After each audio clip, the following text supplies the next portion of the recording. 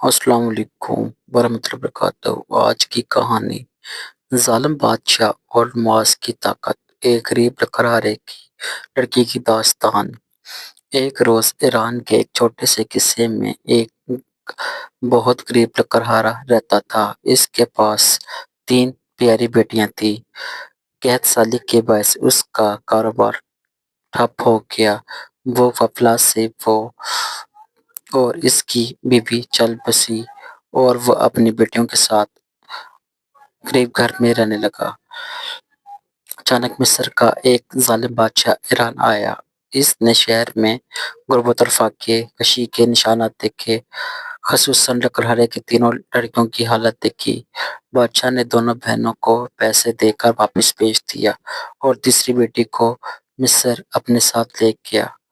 محل میں اس لڑکی کو بند کر دیا۔ کام جب ختم ہوتا تو وہ نماز کی پابندی کرتی اور ہر نماز کے بعد اللہ سے دعا کرتی کہ اس ظالم بادشاہ سے نجات مل جائے۔ ایک دن جب وہ روتے روتے دعا کر رہی تھی، دعا میں مگن تھی، بادشاہ نے اس کی آواز سنی۔ وہ حیران ہوا مگر خاموشی سے چلا گیا۔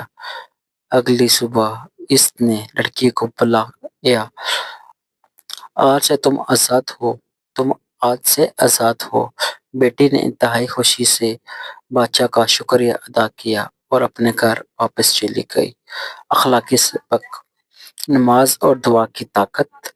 نیت خالص اور ایمان مضبوط ہو تو اللہ کے سامنے عاجزی بے مثال تبدیلی لاتی ہے۔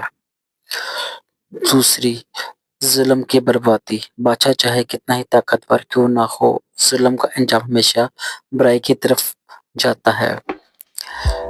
تیسری، ایمان و حوصلہ۔ مظلوم اگر صبر، دعا اور امید کے ساتھ کھڑا رہے تو اللہ کا انصاف ضرور ملتا ہے۔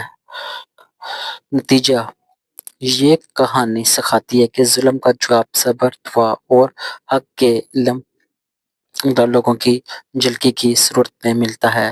نماز کی خالص نیت ہی وہ طاقت ہے جو ایک مظلوم کو آزاد کر سکتی ہے، چاہے وہ ظالم بادشاہ ہی کیوں نہ ہو۔ جی تو کیسی لگی آپ کو آج کی کہانی؟ اس چینل کو سبسکرائب کریں، لائک کریں۔